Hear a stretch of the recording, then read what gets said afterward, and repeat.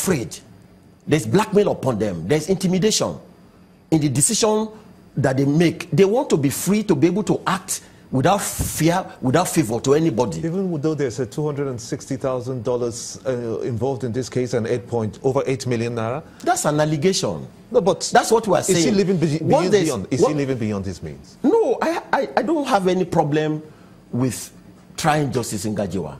Honestly, and that's why I'm saying the EFCC should not be demoralized. Any judge who has gone beyond the means by which we empowered him should be dealt with. He should be treated as a common thief and be sent to jail. But there's a procedure. Okay. In this case now, did it look in any way as though the EFCC was usurping the powers of the NJC? That's what this judgment has said. And that's what they say is this now. If, for instance, this trial goes on and the judge is convicted and is jailed and is sent to jail, that means the power of the NJC is lost. Because NJC cannot go to jail after the man has been convicted and then bring him to discipline him. There will be no point in that. What they are saying is that you are usurping our powers. Allow us to exercise disciplinary control over him. And that's what Section 158 of the Constitution says. It says in the discharge of his duties, the NJC shall not be subject to any control by anybody. Okay. But that's what is happening in this case now. There was a time that it was out in the media, in the public space, that there were petitions against some judges in the NJC. Is it possible that the NJC failed to carry the responsibility, forcing the executive to step in? Oh, well, look, if that scenario is playing out, Nigerians should be informed.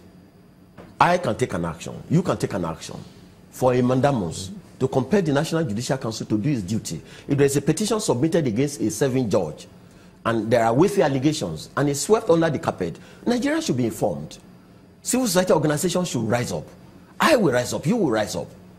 And I'm thinking that, look, when I was coming here, I was thinking, what is this hula baloo about Justice Nganjiwa?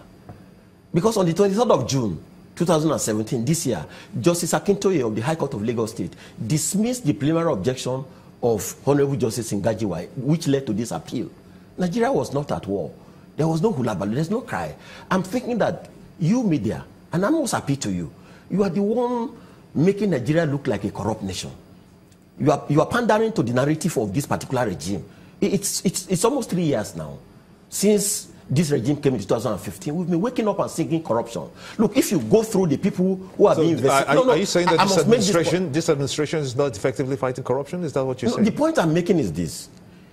Or that the media is not playing its role in decimating the needed information just so everybody is carried along? The quantum of corruption, the quantum of the allegations of corruption compared to the national life of Nigerians is so infinitesimal. The number of people who are going through investigation can be more than 100,000, or maybe you expand it to 1 million. But even though you have one person, Mr. Adegoruwa, what is the problem of the media every day? Why do you make this one a headline matter? No, when you have one person that amasses so much, it's also part of that culmination and aggregation of corrupt practices that must be stopped. Deal with him in the way that do you agree with that? I agree. Then why do you complain that the media is not doing so? The point I'm making is that we can't be overblowing this. Is the media overblowing this, according to you? Why does this story deserve headline? Why shouldn't it? I'm asking you. Because this is a government that is fighting corruption. Why are you not celebrating Nigerians who are suffering? Corrupt cases, why are you not celebrating those who are jumping from the bridge? Any corrupt cases must be brought to the fore to see that justice is being served. At least that we owe, as media practitioners, to the Nigerian people. I agree with you. How's the question? I agree with you. I'm saying that don't pander to the narrative of this regime to put corruption on the front burner. Not all Nigerians are corrupt people. Celebrate the goodness and the values of this nation. Magwe has a question for you. Magwe. Well, I believe that, a number of people will agree with you, Mr. Adegoruwa, but this particular matter, this particular judgment has implications for the future. If indeed it has been established that on this particular case, a judge was living above his means, isn't the NJC also indicting itself if indeed the executive had to step in for this kind of matter to be brought to the fore? Well, like I said here, if there is proof that the NJC is shielding corrupt judges in court, Nigerians should be informed. And we will rise up and demand that the NJC should perform its responsibility. And in fact, a number of our colleagues have said this is happening because NJC has not done its own duty. But we cannot allow the Constitution to be swept under the carpet just because NJC is not doing its own duty. I mean, there are people in the executive who have been accused of corruption and they are still in office. I mean, we can't, because of that, ask the president to leave office. He's still there. There are ministers who have been accused of corruption.